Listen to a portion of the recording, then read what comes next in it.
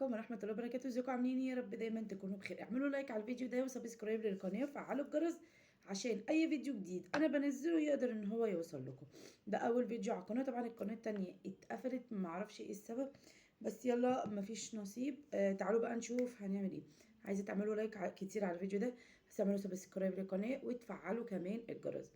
عايزة اول حاجة نبدأ بيها خالص، احنا طبعا هننزل فيديوهات كتير خاصة بالتمريض، تركيب كانولات، محاليل اساطير، محاليل الحديد، ايه اللي المفروض نعمله المفروض ما نعملوش.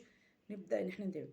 اول حاجه عايزه ابدا بيها في الفيديو ده يا جماعه، اقسم بالله النهارده شفت كارثه. حاله عندها ابسز خراج كبير جدا جدا جدا، مكان الاليا ورا، مكان ما في حاله حد عطيه ابره عضل غلط.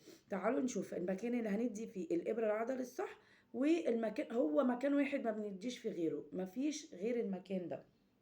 هنعمل ايه؟ هنزل لكم فيديوهات كتير عملي، بس انا بس عشان مش محضره فيديوهات دلوقتي، بس قلت لازم اطلع نشوف.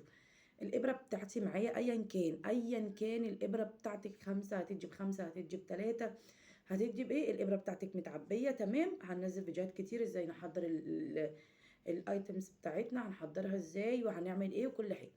كحول وجه القطنه، هبدا ان انا احط كحول كده، وكمان معايا اهو هنعمل عدل عشان يبقى قدامنا الدنيا واضحه. بصوا، دي هنا الاليا اليمين وهنا الاليا الشمال. هبدا ان انا الاليا اهي هقسم 4، هتجي في الربع العلوي الخارجي اللي هو من ناحيه الايد بره، هتجي في الربع العلوي الخارجي اللي هو من ناحيه الايد بره. لو هتجي في الجنب ده هتجي في الجنب ده هقسم الاليا برضو 4، هتجي في الربع العلوي الخارجي في الجزء اللي بره من ناحيه الايد اللي فوق ده. ما بتجيش في مكان غير ده.